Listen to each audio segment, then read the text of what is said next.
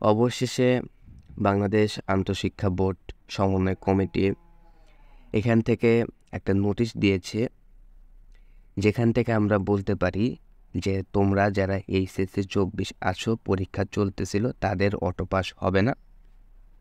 কারণ এখানে তারা স্পষ্টভাবেই বলে দিয়েছে যে এইচএসসি ও সমমান পরীক্ষা 2024 এর স্থগিত পরীক্ষাসমূহ গ্রহণের প্রস্তুতি চলছে।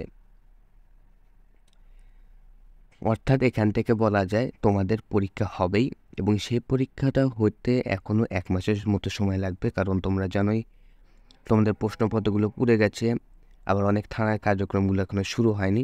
তাই স্বাভাবিক হলেই তোমাদের পরীক্ষাটা হয়ে যাবে, অর্থাৎ তোমাদের অটো পাস হবে না। এবং অনেকেই হয়তো জানতে চাচ্ছ যে তাহলে কি পরীক্ষাটা সংক্ষিপ্ত নম্বরে হবে কি না। উত্তরটা হলো না, সংক্ষিপ্ত নম্বরেও হবে না।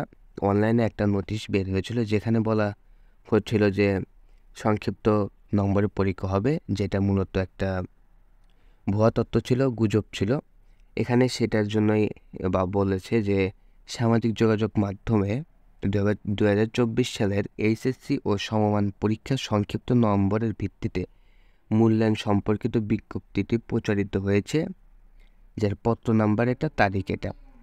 এটি এই আন্তঃশিক্ষা বোর্ড সমন্বয় কমিটি কর্তৃক ইস্যুকৃত নয়, অর্থাৎ তোমাদের সংক্ষিপ্ত নম্বরেও পরীক্ষা হবে না।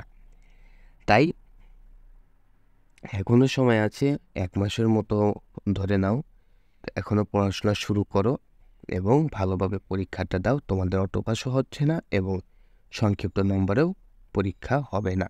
তোমাদের সংক্ষিপ্ত সিলেবাসের যে মান বন্টনটা রয়েছে সেই অনুযায়ী তোমাদের সব পরীক্ষাগুলোই সম্পন্ন হবে। আশা করি তোমরা বুঝতে পেরেছো। ভিডিওটা ভালো লাগলে একটা লাইক দিও এবং পরবর্তী আপডেটের জন্য এই চ্যানেলটা সাবস্ক্রাইব করে রেখো।